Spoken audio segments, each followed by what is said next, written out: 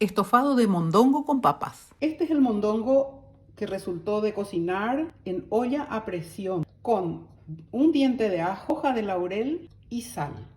Procedo a retirar el exceso de sebo que quedó tras hervir.